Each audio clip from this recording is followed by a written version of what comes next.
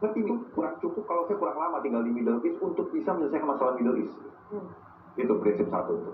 Nah, prinsip kedua, siapapun yang mau menjadi mediator harus kuat ketahanan nasional. Harus mendapatkan public trust dari rakyatnya. Dan government-nya juga untuk efektif enough untuk kuat menghadapi goncangan eksternal dan juga masalah di dalam negeri gitu. Nah, itu menjadi modal awal untuk bisa membuka komunikasi.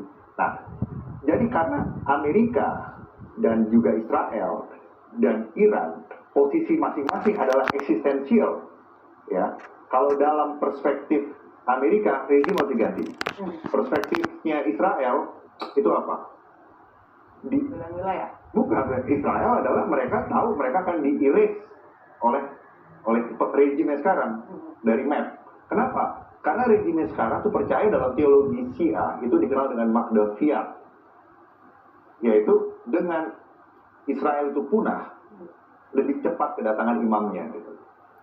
Berdasarkan teologi eskatologi Islam Syiah yang dipercaya oleh rezim. Itu satu poin. Nah, ini semua merasa eksistensial. Kalau sudah eksistensial, ideologis, semua great power terlibat, cukup ingredientsnya untuk menjadi perang dunia ketiga. Saya nggak nakut-nakutin Mbak. Tetapi, ya Mbak, sejarah membuktikan seperti itu, bahwa dunia ini dikoreksi akhirnya oleh perang. Jadi oleh kelompok Hobbesian atau realis, mereka mengatakan damai itu sementara. Sementara kelompok liberalis mengatakan keributan itu, konflik bersenjata itu sementara, nanti akhirnya damai. Jadi akan ada siklus kapan damai, kapan perang, gitu. Dan apa yang dilakukan oleh Amerika dan Barat selama ini untuk bernegosiasi dengan Iran terkait nuklir, ya, dengan Atomic Agency, semua ketaatan terhadap pengembangan nuklir, itu termasuk serangan Stuxnet, ya, serangan saya untuk melumpuhkan itu, ya, tahun 2011 masalah.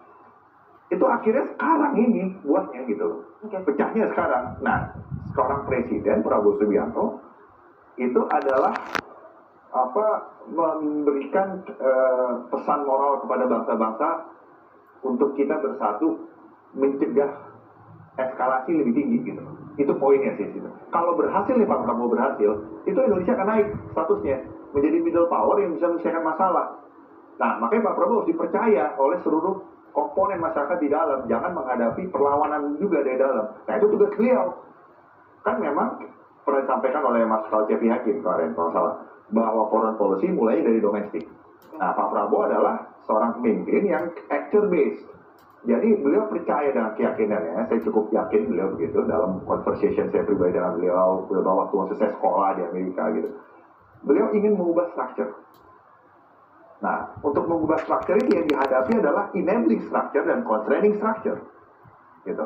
Nah, untuk bisa mengubah structure itu dibutuhkan agency, daya mampu seorang aktor untuk berubah. Itu yang beliau melakukan.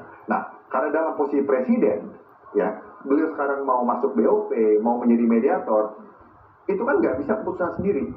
Beliau sebagai presiden, gitu. Dan saya yakin beliau itu sebagai presiden, bukan sebagai seorang rebel Pak Prabowo. Nah, tugas beliau sekarang meyakinkan seluruh komponen supaya mempercayai beliau dan kabinet beliau. Itu poinnya, Mbak. Oke, ya. Harus punya dukungan dan juga kepercayaan publik. Jadi pertanyaannya, kalau lebih sempit lagi, negara mana yang kemudian bisa mengambil peran mediasi itu? Tadi kalau dibilang malah kalau bisa Rusia dan Cina jangan ikut dulu nih, nanti malah makin meluas gitu. Tapi kalau kita lihat dari situasi sekarang, tadi Presiden Prabowo inisiatifnya sudah bagus, hanya ya harus dapat kepercayaan dulu di domestik, baru dia bisa. Jadi negara mana yang bisa menengahi dan juga menurunkan sedikit ketegangan?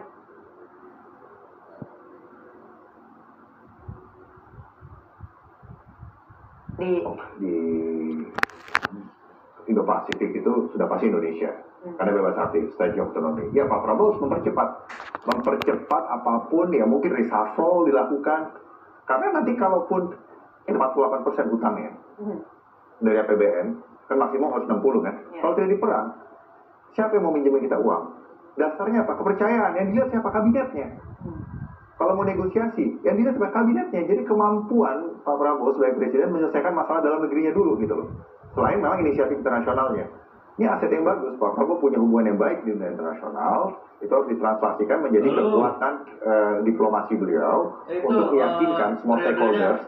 Mungkin tidak langsung ya Iran karena kurang dekat dengan pemerintahan Iran ya. Dan juga dengan Amerika, pasti Presiden Trump tidak mau begitu aja diatur oleh lesser power ya.